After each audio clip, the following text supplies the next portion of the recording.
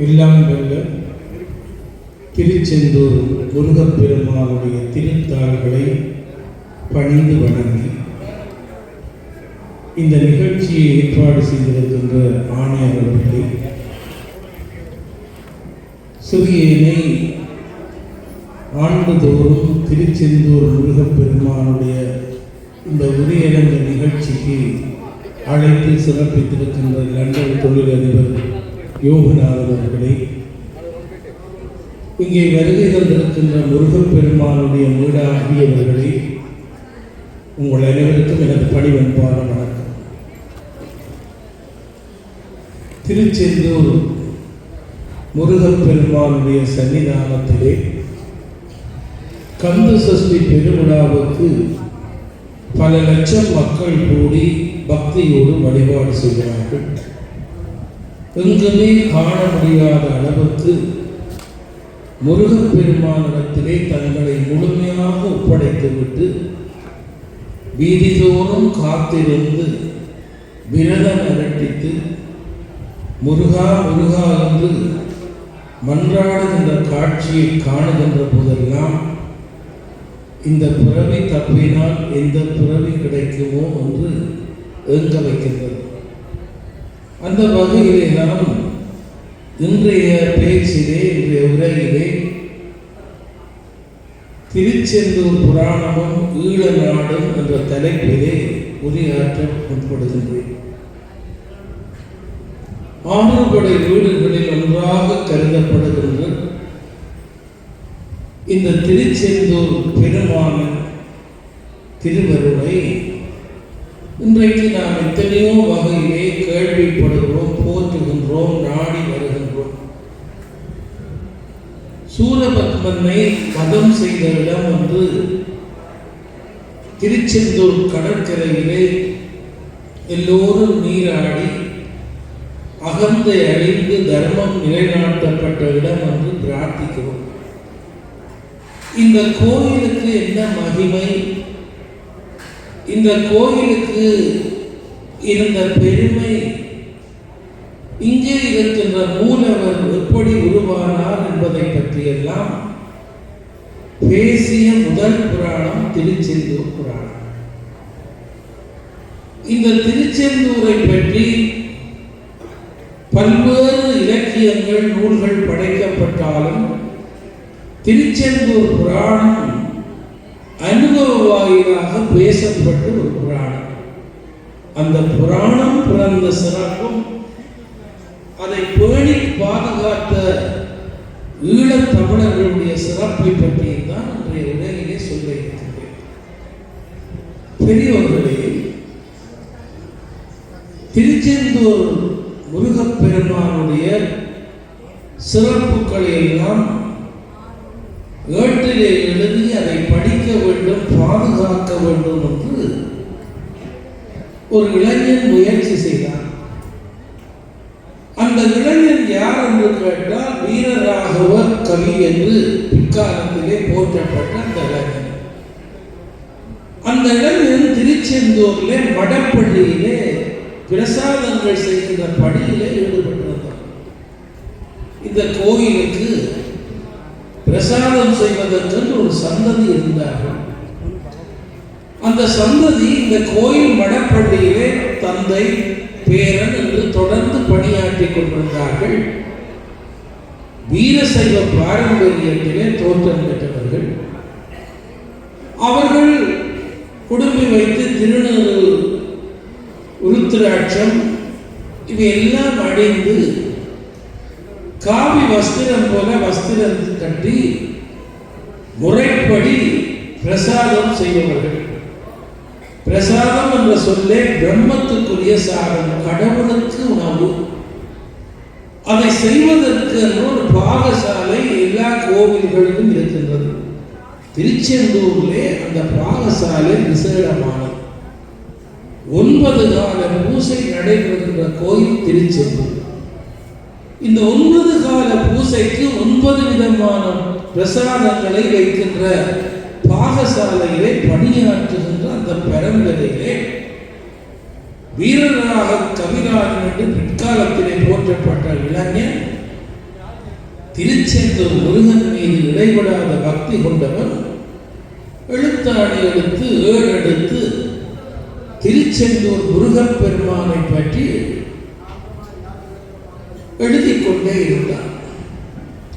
எப்படி இந்த கோவில் தோற்றம் பெற்றது, திருச்செந்தூர் முருகனுக்கு இருக்கின்ற சிறப்பு என்ன, இங்கே இருக்கின்ற மூலவர், இங்கே இருக்கின்ற சண்முகப் பெருமானாகிய ஆறுமுகப் பெருமான், இந்த ஆலயத்தில் இருக்கின்ற சிவலிங்கங்களின் சிறப்பு, இங்கே இருக்கின்ற திருமால் பெருமாளுடைய சிறப்பு, இதெல்லாம் இந்த இளைஞனாலே பாடலாக எழுதப்பட்டது. எத்தனையோ வருடமாக மடப்பள்ளியிலே பிரசாதம் செய்துவிட்டு கிடைக்கின்ற நேரம் எல்லாம் திருச்செந்தூர் கந்தனின் சிறப்பையும் இங்கே வழிபாடு செய்கின்றவர்கள் பெறுகின்ற நன்மைகளையும் இந்த போற்றுதலுக்குரிய பெருமைகளை எல்லாம் இந்த இளைஞன் எழுதிக் கொண்டே இருந்தார். ஒரு நாள் முருகப் பெருமானிடம் உத்தரவு கேட்டார்.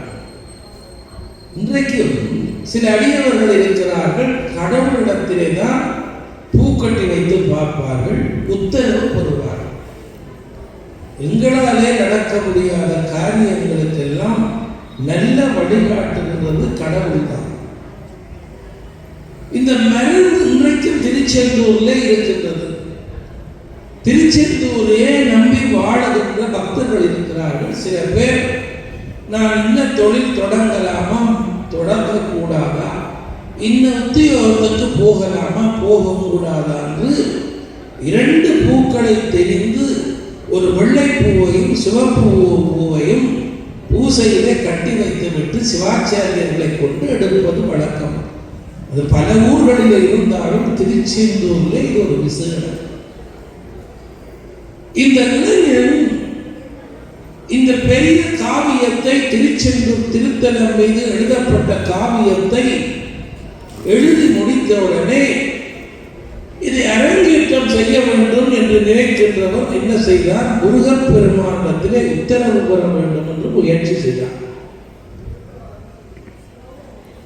அனுதினமும் பிரசாதம் செய்து வைக்கின்ற அந்த கைகளால் ஆண்டவரை அழியாச்சத்தாகிய ஒரு காவியத்தை எனக்கு படைக்கிறேன், இது காலங்காலமாக காப்பாற்றப்பட வேண்டும், நீ ஏற்றுக்கொள்ள வேண்டும் என்று பூக்கட்டி வைத்து சுப நேரம் பார்த்து ஒரு நாள் திருச்செந்தூரில் இருக்கின்ற சிவாச்சாரியர்கள், திருச்செந்தூர் சுற்றாடலில் இருக்கிறவர்கள், திருச்செந்தூருக்கு மாலை கட்டுகின்றவர்கள், எல்லா அடியவர்கள் இங்கே இருப்பவர்கள் எல்லாருக்கும் அறிவித்தார்.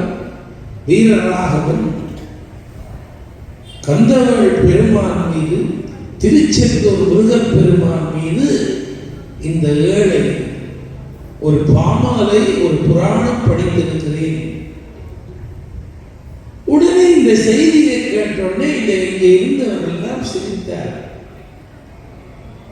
நீ சின்ன வயதிலே திண்ணையிலே மட்டும் படித்தவன், நீ பள்ளிக்கு சென்று படிக்காதவன், குருவை நாடி இலக்கண இலக்கியங்கள் எல்லாம் படிக்காத நீயா இந்த பெரிய திருச்செந்தூருக்கு பாட்டெழுதி இருக்கிறாயா என்று பரிகசித்தார். ஆனால் இந்த இளைஞனோ இல்லை, நான் சரியாக படித்திருக்கிறேன், திருச்செந்தூர் முருகப் பெருமானுடைய அருளாலே பல நூல்களை தினமும் வாசித்தேன், படித்தேன், அதனாலே திருச்செந்தூர் முருகப் பெருமானுக்கு நான் புராணம் எழுதியிருக்கிறேன், நான் அரங்கேற்றம் செய்ய போகின்றேன் என்று அவன் கங்கணம் கட்டி ஒரு வெள்ளிக்கிழமை 12 மணிக்கு இந்த திருச்செந்தூர் புராணத்தை அரங்கேற்றுவதற்கு தட்டத்திலே வைத்து ஏழை பாகசாலை பணியான அந்த பாகசாலையிலே தான் எழுதி வைத்த அந்த ஏடுகளை எல்லாம் ஒரு தட்டத்திலே வைத்து வெள்ளிக்கிழமை பூசையிலே கொண்டு வந்து வைக்க வேண்டும் என்று முன்னாலே கொண்டு வந்து வைத்தார். இப்போ திருச்செந்தூரிலே பூசையிலே செய்கின்ற அந்த சிவாச்சாரியர்களுக்கு ஒரு பெரிய குழப்பம். எங்கள் களஞ்சியத்திலே, எங்களுடைய பாகசாலையிலே அடுப்போடும் நெருப்போடும் இருக்கின்ற ஒருவனா எங்களுக்கு இந்த கோயிலுக்கு அறிவுரை எழுத முடியும்? அடுப்போடும் நெருப்போடும் இருக்கின்ற ஒருவன், பாகசாலையை பணியாற்றுகின்றவன், திருச்செந்தூர் முருகப்பெருமானுடைய இந்த புராணத்தை பாடினேன் என்று சொல்லுவதை நாங்கள் ஏற்க மாட்டோம். இவன் யாரிடத்தையோ திருடி இருக்கிறான், இல்லை என்றால் இவன் எழுதுவதெல்லாம் தப்பாக இருக்கும், திருச்செந்தூர் வரலாறே தப்பாக இருக்கும் என்று தட்டத்திலே வைத்த அந்த முடிச்சாக கட்டி வைத்த புராண ஏட்டை திருச்செந்தூர் முருகப்பெருமான் மீது பாகசாலை பணியாளராக இருக்கின்ற வீரராகவன் எழுதிய அந்த ஏட்டை அப்படியே பறித்து எடுத்துக்கொண்டு போய் இந்த பெரிய கடலுக்குள்ளே எறிந்தார். என்ன பாடுபட்டிருப்பான் முருகா! 9 நேரம் உனக்கு பாகசாலையிலே பிரசாதம் செய்கின்ற குடும்பத்தவர்கள் நான். நீ தந்த அறிவினாலே திருச்செந்தூர் புராணத்தை பாடினேன். வேதியர்கள் பறித்து கடலுக்குள்ளே போட்டிருந்தார். அப்படியே அலை வந்து கொண்டு போய்விட்டது. திருச்செந்தூர் அலை எப்படியான அலை என்று அனுபவித்தவர்கள் நீங்கள். இவன் பாவம் காத்திருக்கிறான். திருச்செந்தூர் அலை திருப்பி கொண்டு வந்து தரும் தரும் தரும் என்று பார்த்து கொண்டிருக்கிறான். திருச்செந்தூரிலே சேலை அறிவார்கள், எதையும் அறிவார்கள். சில நேரம் அலை கொண்டு வந்து வெளியே போட்டுட்டு போகும். இப்போ அப்படிதான்.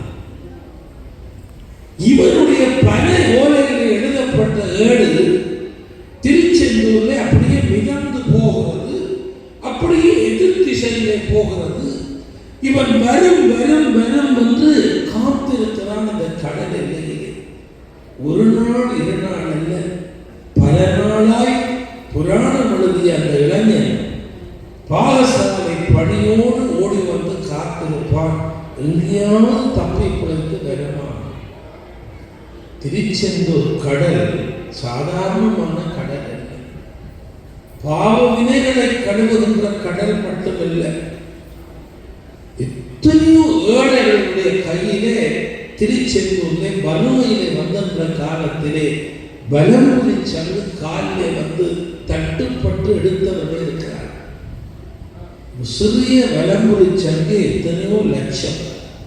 வலம்புரி சங்குக்கு எத்தனையோ சிறப்பு. அந்த வலம்புரி சங்கிலே மகிமை எத்தனையோ இருக்கின்றது, எத்தனை மொழி இருக்கின்ற பார்ப்பார்கள்.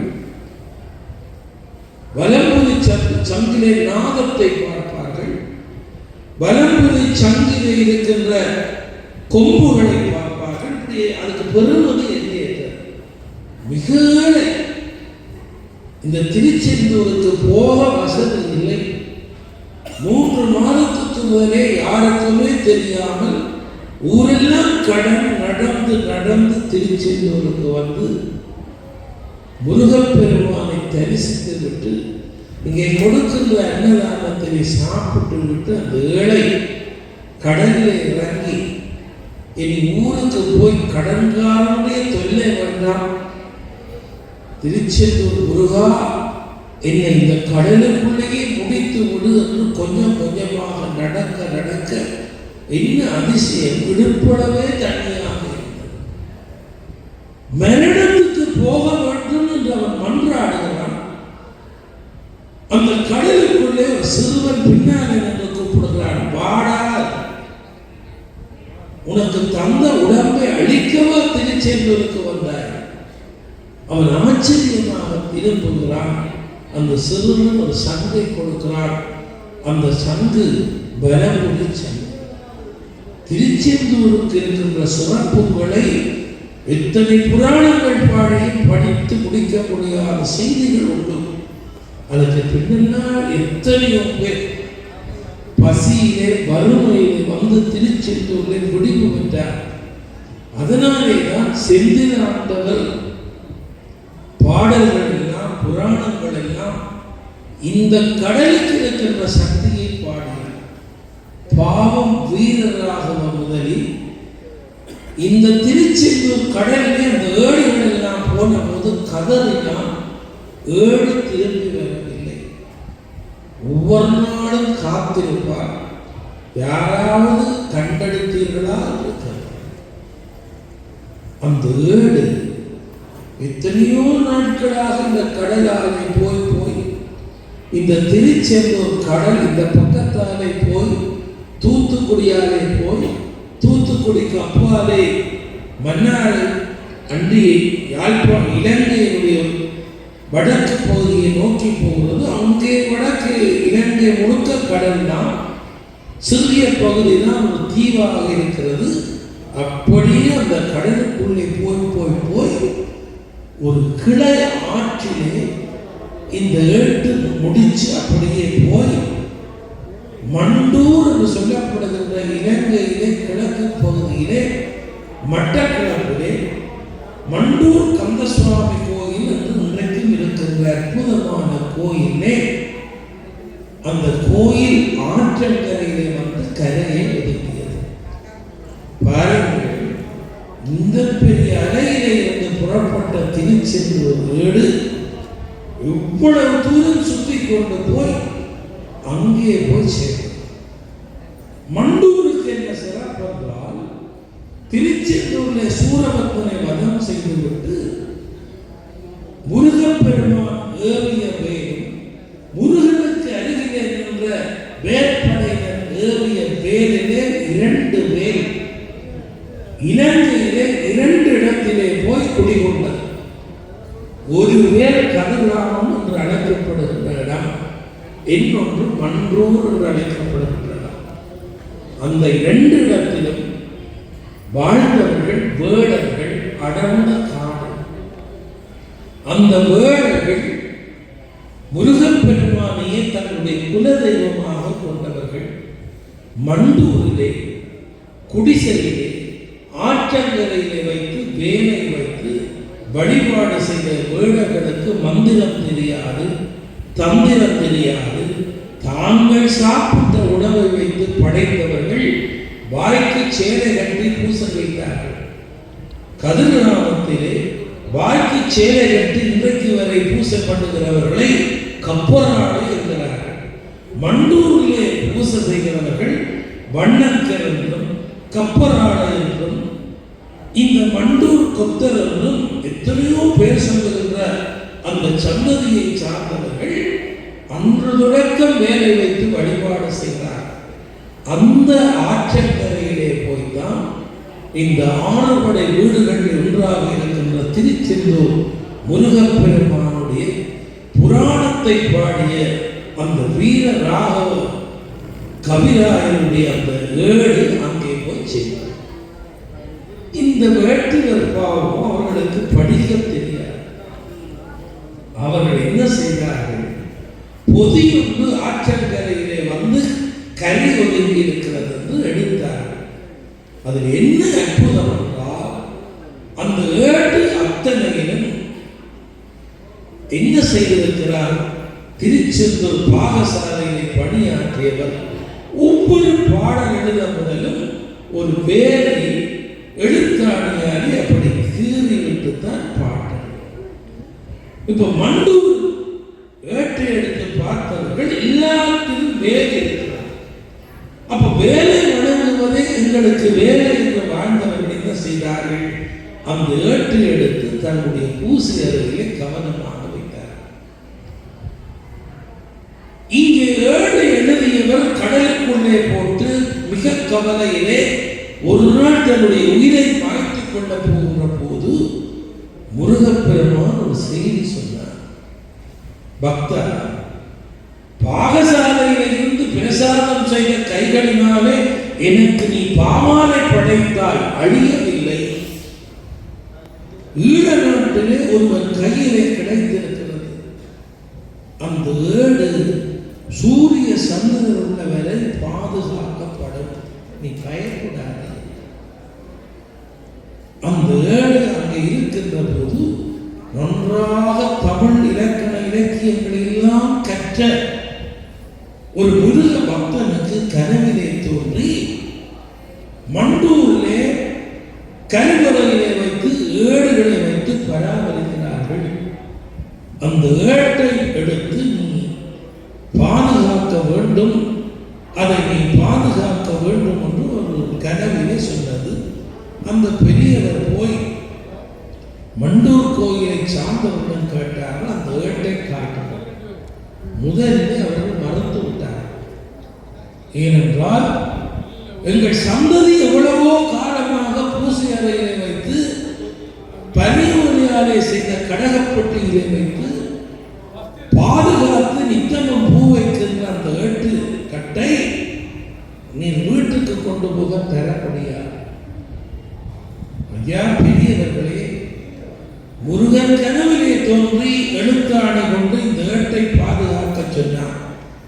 இதை நான் எழுதி வைப்பதற்கு நீங்கள் உதவி செய்ய வேண்டும், இதுக்கு பொருள் எழுத வேண்டும். அப்பொழுது அவர்கள் சொன்னார்கள், இங்கேயே வந்து நின்று இந்த எங்களுக்கு முன்னாலேயே ஒரு ஏட்டை எழுதி கொடுத்து மறு ஏட்டை எழுதி தர வேண்டும், யாரும் இந்த இடத்தை விட்டு கொண்டு போகக்கூடாது. அப்படி எழுதப்பட்ட புராணம் தான் இன்றைக்கு திருச்செந்தூர் வரலாற்றை உலகறிய செய்திருக்கிற புராணம் திருச்செந்தூர் புராணம். இதை கடைசி வரை பாதுகாத்தவர்கள் ஈழத் தமிழர்கள். ஈழத் திருநாட்டிலே திருச்செந்தூர் முருகப்பெருமான் மீது பாடப்பட்ட ஏடுகள் எல்லாம் பாதுகாக்கிறார்கள். அற்புதமாக நூல் வடிவம் இருக்கின்றது என்று கேள்விப்பட்டு இந்த திருச்செந்தூரிலே அந்த காலத்திலே ஜமீன்தாராக இருந்த ஒருவர் அவற்றை எப்படியாவது இங்கே கொண்டு வந்து சேர்க்க வேண்டும் என்று முயற்சி செய்த போதும் அவர்கள் கொடுக்க சம்மதிக்கவில்லை. பிற்காலத்திலே அவற்றை பிரதி பண்ணி அவற்றை கஷ்டப்பட்டு கொண்டு வந்து இன்றைக்கு இந்திய திருநாட்டிலே தமிழ்நாட்டிலே ஆதீன மரபிலே வந்தவர்கள் திருச்செந்தூர் புராணத்தை புத்தகமாக பதித்து இன்றைக்கு இந்த திருச்செந்தூர் புராணம் பல இடங்களிலே படிக்கப்படுகிறது. இந்த திருச்செந்தூர் புராணத்தை பெரிய பண்டிதர்கள், புலவர்கள், பெரிய பேராசிரியர்கள் படைக்கவில்லை. அனுதினமும் கோயிலுக்கு பிரசாரம் செய்கின்ற, பாகசாலையிலே பணி செய்கின்ற ஒரு சாதாரண படிப்பு குறைந்த இளைஞன்தான் படைத்தான் என்றால் முருகன் அறிவுடைய வடிவமாக இருக்கின்ற வேலாயுதன். அந்த வேலை யார் வழங்கினாலும் அறிவு கொடுப்பான், வேலை எவர் வழங்கினாலும் புத்தி கொடுப்பான், சித்தி கொடுப்பான், ஞானம் கொடுப்பான். ஞானவே, சித்திவே, சக்திவே, வீரவே, தீரவே என்றெல்லாம் வேலை போடுகிறோமே, அந்த வேல் என்ன செய்யும் என்பதற்கு பெரிய அடையாளம் திருச்செந்தூர் புராணம். இந்த திருச்செந்தூர் புராணம் தான் இந்த திருச்செந்தூருக்கு என்ன சிறப்பு என்று சொல்லப்படுது. எல்லாரும் இன்றைக்கு லட்சம் பேர் வந்து கும்பிடுகிறார்கள். கேள்வி ஞானத்திலே தான் திருச்செந்தூரை பற்றி நாங்கள் எல்லாம் கேள்விப்படுகிறோம். பெரியவர்களே, திருச்செந்தூரிலே தான் சூரபத்மனை வதம் செய்தார்கள். இந்த கோயிலுக்கு இருக்கிற சிறப்பு என்னவென்றால், ஏனைய 5 படை வீடும் மலையிலே இருக்கிறது. திருச்செந்தூர் கடலோடு இருக்கிறது, மலைகளோடு ஆறு தான் இருக்கிறது. ஆனால் திருச்செந்தூர் கடலோடு இருக்கிறது. ஏன் முருகன் கடலோடு இருக்கின்ற இடத்திலே வந்து போர் செய்கிறார் என்றால், அசுரர்களும் அதிகம், தேவர்களும் அதிகம். பெரிய யுத்த களத்துக்கு பொருத்தமான இடம் இதுதான். அவ்வளவு அசுரர்களும் போர்க்களத்தில் இறந்தால் அவ்வளவு பிணங்களையும் கழுவதற்கு தண்ணீர் இல்லை. கடல் கரையை ஏன் போர்க்களமாக தேர்ந்தெடுத்தான் முருகன் என்றால், அந்த அசுரர்களை இந்த மண்ணிலே கழுவக்கூடியது கடல். இந்த கடற்கரையை ஏன் தேர்ந்தெடுத்தான் முருகன்? அசுரர்களை தேவர்கள் இந்த இடத்திலே ஆரவாரம் செய்து போர் நடக்கின்ற போது பிணக்குவியல்கள் அதிகமாக போகிறது. அது மட்டுமல்ல, இந்த இடத்திலே இன்னொரு காரியம் நடப்பதற்காகத்தான் முருகப்பெருமான் இந்த இடத்தை தேர்ந்தெடுத்தார். அந்த இடம் என்னவென்றால்,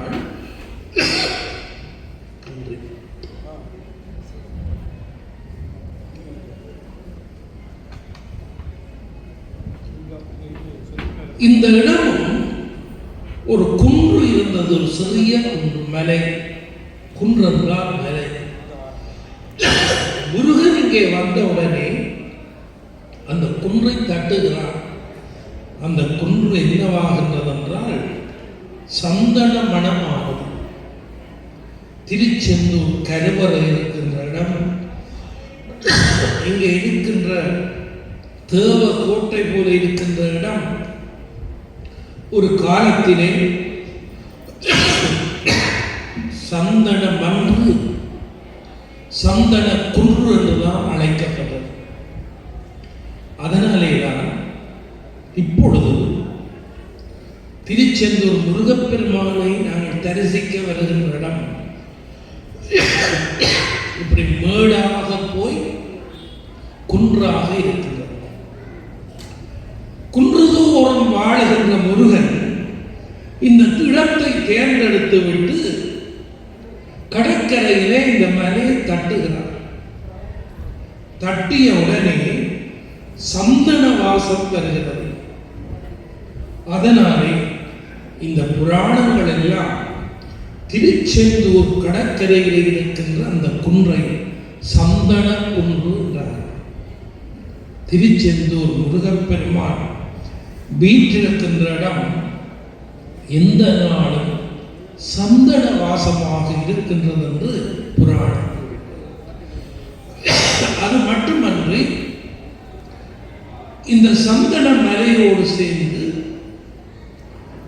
அந்த மலைக்கருகிலே நவக்கிரகங்களிலே ஒன்றாகிய வியாழ பகவான் வந்து இந்த இடத்திலே காட்சியளித்து முருகனுக்கு பக்கத்திலே போர்க்களம் துவங்குவதற்கு முன்னாலே வியாழ பகவான் இந்த இடத்திலே வந்து காத்திருக்கின்றார்.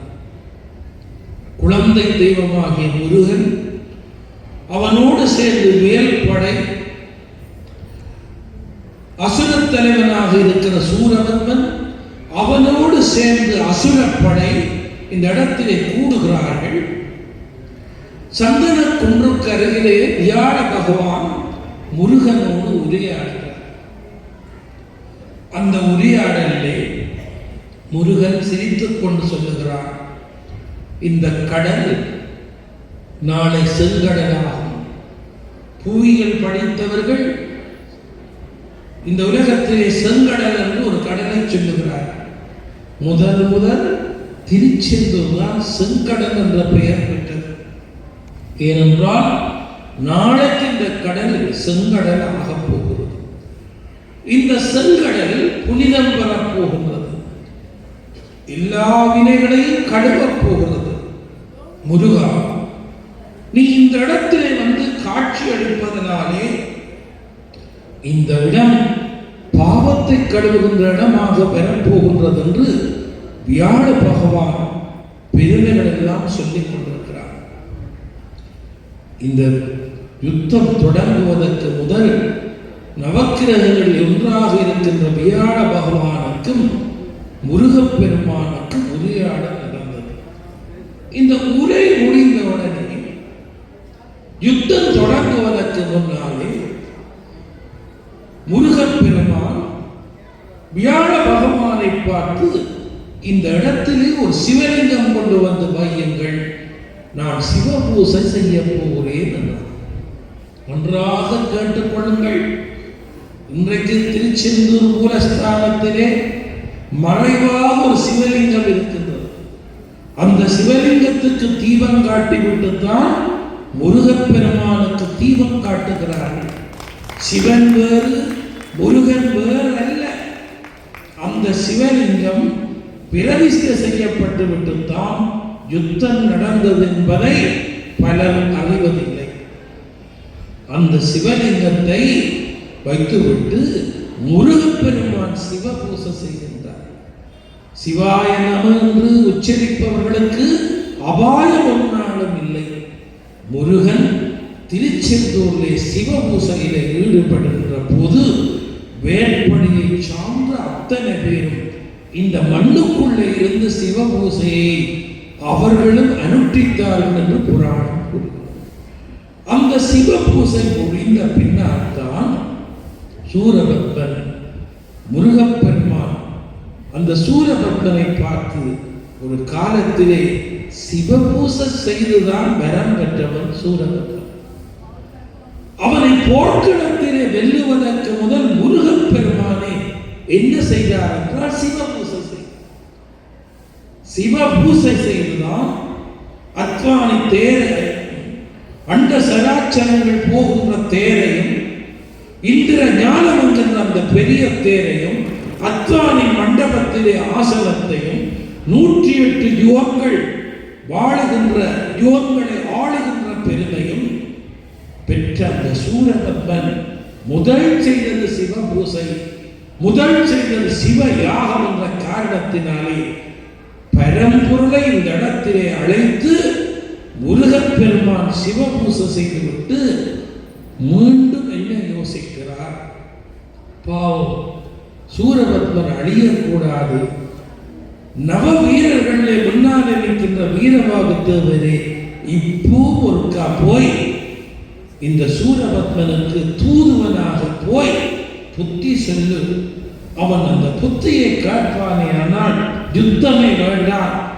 சூரபத்மனுக்கு நாங்கள் ஆசி வழங்கி சிறையில் இருக்கின்ற தேவர்களை விடுவித்து இந்த பிரபஞ்சமே நல்லா இருக்கட்டும் போ என்று நவ வீரர்களே நல்ல ஞானமுடைய வீரபாகு தேவரை கூப்பிட்டு தூதர்கள்.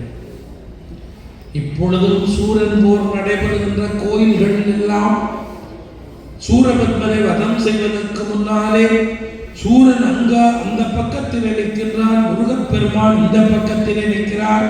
உங்களுக்கு தெரியும், தோற்றத்திலே சிறியவனாகிய வீரபாகு தேவனை தோளிலே கொண்டு போவார்கள் தூதர். ஞானமே அறிவே பெற்ற வீரபாகு தேவன் வேலவரின் தூதுவனாக போன போதும் சூரபத்மன் மதிப்பு கொடுக்கவில்லை. அவனையும் கொல்லச் சொல்லுகிறான். தூதரையும் மாதரையும் கொல்லக்கூடாது என்கின்ற நீதியை அந்த இடத்திலே வீரபாகு தேவன் எடுத்துரைத்தார். அவன் கேட்பதாக இல்லை. சூரபத்மனே, என் வேலுக்குத்தான் வேலை என்று வீரபாகு தேவர் திரும்பி வந்தார். முருகப்பெருமான் இரக்கமுள்ள கடவுள். எல்லா தெய்வங்களுக்கும் அப்பால் இரக்கப்படுகின்ற தெய்வம் முருகப்பெருமான். ஒரு முழு எதிரி படையோடு வந்திருக்கிறார். ஒரு நிமிடத்திலே வெல்லலாம் என்று தெரிந்த பின்னால் கூட சிவபூசை செய்து எழுந்த முருகப்பெருமான் என்றோ ஒரு நாள் சிவபூசை செய்தவனை அழிக்கலாமா, அவனை மன்னிக்க வேண்டும் என்பதற்காக தூது அனுப்புகிறார். இந்தியாவிலும் சரி, ஈழ நாட்டிலும் சரி, கோயில்களிலே சூரன் போர் நடைபெறுவதற்கு முன்னாலே, அந்த சூரன் ஒவ்வொரு தலையாக விழுவதற்கு முன்னாலே சூரன் இருக்கின்ற இடத்திலே வீரபாகு தேவரை இப்பொழுதும் அனுப்பி கொண்டிருப்பார்கள். அந்த வீரபாகு தேவர் திரும்பி வந்து முருகனை வணங்கி வேலுக்குத்தான் இனி வேலை என்ற பின்னாலே தான் போர்க்களம் தொடங்குகிறது. இதை சொன்ன புராணம் திருச்செந்தூர் புராணம். அந்த திருச்செந்தூர் புராணம் எப்படி போர் நடந்தது, இந்த போரிலே முன்னாலே செய்யப்பட்ட சிவபூசையின் சிறப்பு என்ன என்று பேசப்பட்டது. போர்க்களம் தொடங்கி சூரபத்மன் வீழ்த்தப்பட்டான். வீழ்த்தப்பட்ட சூரபத்மன் மாமரத்திலே மறைந்து தாயாகிய மாயிடம் கற்ற வித்தைகளை எல்லாம் கையாண்டு இறுதியிலே மரமாக மறைந்து நின்ற அம்பு விடுகின்ற காலத்திலே மரத்தை பிளந்து சூரபத்மனுடைய நெஞ்சை பிளந்து துடித்து துடித்து அவன் இறக்கின்ற போது எழுந்து வா, சேவலாக மயிலாக வா என்று இரண்டு உயிராக ஓர் உயிராக இருந்த சூரபத்மனை ஈருயிராக இந்த கடற்கரையிலே கூப்பிட்டு ஒன்றை கொடியாக்கி ஒன்றை மயிலாக்கிய இடம் திருச்செந்தூர். இன்றைக்கு முருகப்பெருமானுக்கு உள்ளே அபிஷேகம் நடக்கின்ற போதெல்லாம் சேவல் கொடிக்கும் அபிஷேகம் நடக்கின்றது, மயிலுக்கும் அபிஷேகம் நடக்கின்றது.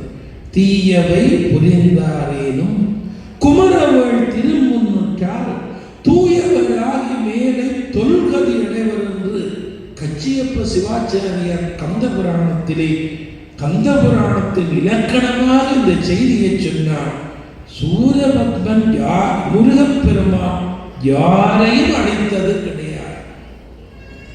புழைவிட்டவனையும் வாடா உன்னை மன்னிக்கிறேன் நல்லா இல்லடா என்று அருள் செய்தார்.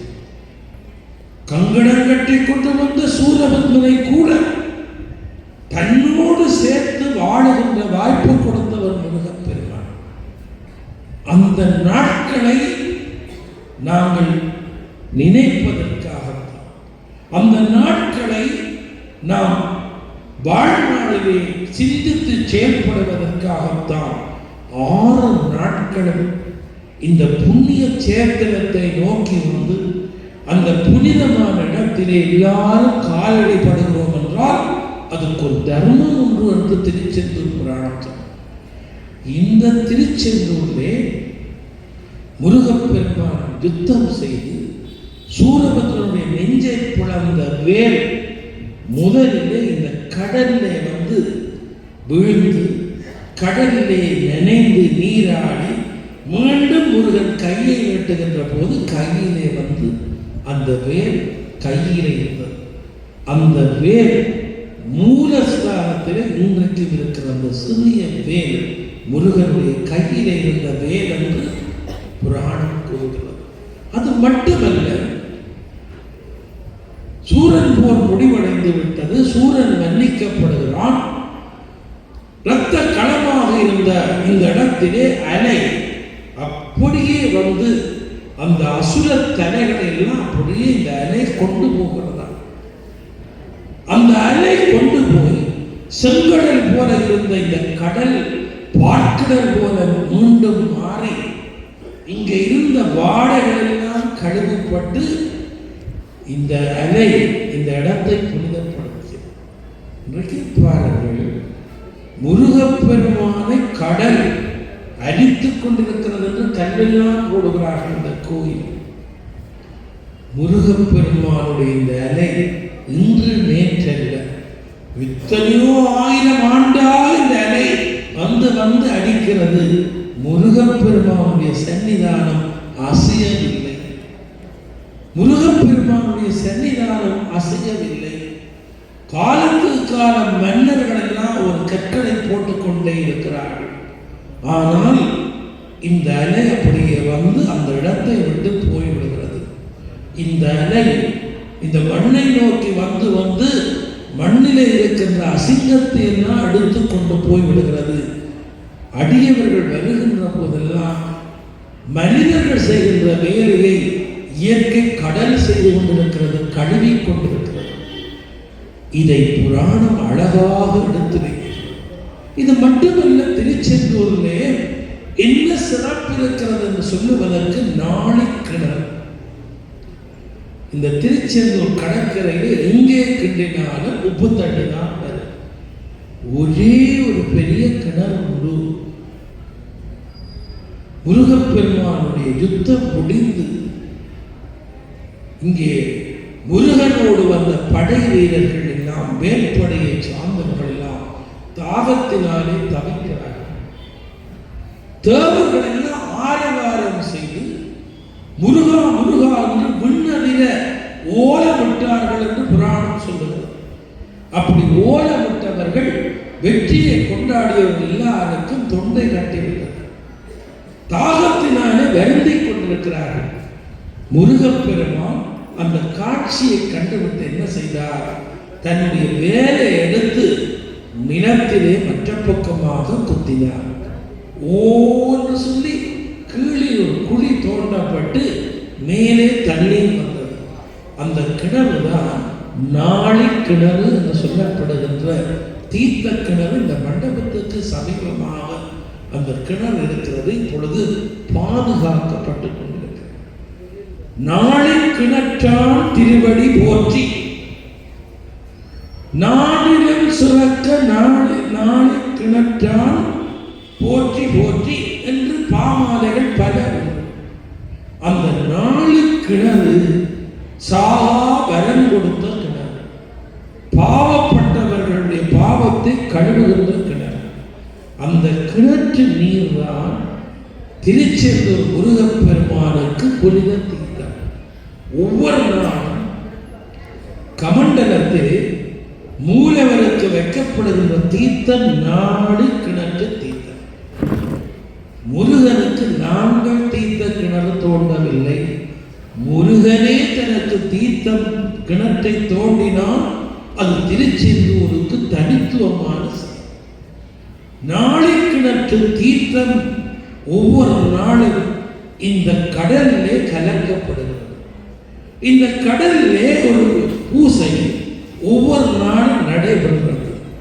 அந்த பூசை என்னவென்றால் உச்சிக்கால பூசைக்கு பின்னாலே கருவறையிலே தீர்த்தம், நாளைக்கிணறு தீர்த்தம், 9 வகையான பிரசாதத்திலே கொஞ்சமும் கொண்டு வந்து ஒவ்வொரு நாள் திருச்செந்தூர் கடலுக்கு பூசை நடைபெறுகிறது. அது கடல் பூசை என்றும், அன்னாபிஷேகம் என்றும், ஆழி பூசை என்றும், செங்கடல் பூசை என்றும், பாவ நாச பூசை என்றும் பல நாமங்களினாலே அழைக்கப்படுகின்ற இந்த பூசை என்னவென்றால், இந்த நாளில் நீரை இந்த திருச்செந்தூரிலே கரைக்கப்படுகிறது. யாரும் திருச்செந்தூர் கடலிலே உயிர் மாய்ப்பது கிடையாது. யார் போனாலும் அந்த கடல் தள்ளி கொண்டு வந்து இங்கே விடுகிறது. இந்த பெரிய சுனாமி வந்தது, எத்தனையோ கடற்கரை கோயில்கள் கடற்கரையிலே பல பேர் இறந்தார்கள். திருச்செந்தூரில் சுனாமி என்ன செய்தால் அந்த பக்கமாக கடல் போனது. கொஞ்ச நேரம் இந்த இடத்திலே ஒன்றுமே இல்லாமல் வெறும் மணற்காடாக இருந்தது என்று திருச்செந்தூரிலே நேரே கண்டவர்கள் அதிசயப்படுகிறார். இது மட்டுமல்ல, வருஷத்திலே ஒரு நாள் திருச்செந்தூர் கடல் நடுநிசையிலே அங்காலே போகிறது, மீண்டும் திரும்பி வருகிறது. அதை சில பேர் இன்றைக்கு நேரே தரிசிக்கிறார். அது ஒரு அமாவாசையிலே நடக்கும் என்று சொல்லுகிறார்கள். புராணங்கள் எழுதி வைத்திருக்கிறது. இந்த நாளை கிணறு என்கின்ற அந்த புண்ணிய கிணற்றை, வேட்படையின் தாகத்தை, தேவர்களின் ஆரவாரத்தினால் அவர்களுக்கு தொண்டை அடைத்ததை தாகம் தீர்க்கின்ற புனிதத்துக்காக வேலன் தோன்றிய கிணறு என்று திருச்செந்தூர் புராணம் அற்புதமாக எடுத்திருக்கிறது. இந்த கோயிலே பல மூலவர்கள் இருக்கிறார்கள். அந்த மூலவர்கள் ஒவ்வொன்றுக்கு ஒரு தனி சிறப்பு. இந்த முருகப்பெருமானை ஜெயந்திநாதர் என்றுதான் ஆரம்பத்திலே வடமொழியிலே எழுதினார். வடமொழியிலே ஜெயந்தி என்றால் வெற்றி என்று பொருள். இங்கே வருகின்றவர்கள் யாரும் தோற்று போக மாட்டார்கள். அதனால திருச்செந்தூர் முருகப்பெருமானுக்கு வடமொழியிலே எழுதப்பட்டிருக்கின்ற புராணத்திலே ஜெயந்திநாதா ஜெயந்திநாதா. இங்கே பூசை செய்கின்ற சிவாச்சாரியர்களை நீங்கள் அவதானிப்பீர்களே ஆனால் குமாரதந்திர மந்திரத்தை சொல்லுகின்றவர்கள் ஜெயந்திநாதா என்று சொல்லித்தான் பூ போடுவார்கள். வெற்றியின் நாதா என்று. ஜெயந்தி என்றால் வெற்றி என்று பொருள். இங்கே பூசையின் போது வியாழ பகவானுக்கும் குருவாக வந்து ஆட்கொள்ளுகின்ற வியாழ பகவானுக்கும் ஒரு தனி பூசை உண்டு. ஏனென்றால் குருவாய், வருவாய், தருவாய், அருள்வாய் என்று முருகனுக்கு பக்கத்திலே குருவாய் அந்த இடத்திலே வந்து போர்க்களத்துக்கு முன்னாலே சிவபூசை ஏற்பாடு செய்தது மட்டுமல்ல, போர் முடிந்த பின்னாலே இந்த கோயிலை நின்று கட்டுவித்தவர் நவக்கிரகங்களில் ஒன்றாகிய வியாழ பகவான். திருச்செந்தூர் திருச்செந்தூர் முருகப்பெருமான் யார் கட்டினார் என்றால் மன்னனோ மந்திரியோ குருவென்றால் யார் அந்த குருவென்றால் வியாழ பகவான். வியாழ பகவான் பெரிய பெரிய அத்தாணி மண்டபங்களை எல்லாம் கட்டியவர்களை, அமர உலகத்திலே பெரிய மண்டபங்களை கட்டியவர்களை மண்ணுலகத்துக்கு கொண்டு வந்து திருச்செந்தூர் கருவறையை தோற்றுவித்தார். எனவே திருச்செந்தூர் ஸ்தபதிகள் உருவாவதற்கு வித்திட்டவர் யார் என்றால் வியாழ பகவான் என்ற காரணத்தினாலே இங்கே வியாழனுக்கும் தனித்துவம் உண்டு.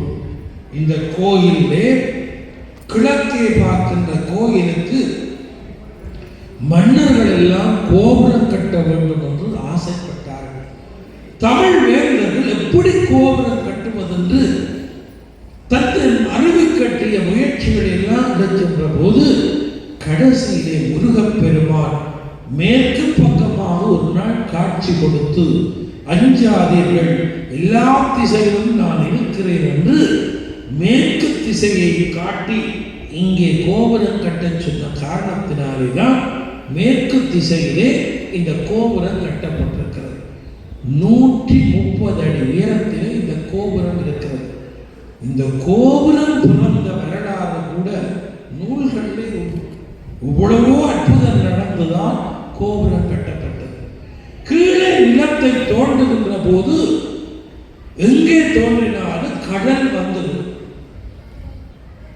இந்த திருச்செந்தூர் கோபுரத்துக்கு நிலம் தோண்டுகின்ற போது பாறைகளே வந்து கொண்டிருந்தது. என்ன அதிசயம் என்கிறார். கடலுக்கு பக்கத்திலே கோபுரம் தோண்டுகின்ற போது கடலில் இருந்து 180 அடிக்குள்ள இந்த கோபுரம் இருக்கிறது. தோண்டினால் கடல் தான் வரும் என்று இங்கே இருக்கின்ற பொறியியல் துறை சார்ந்தவர்கள் எல்லாம் சொல்லுவார்கள்.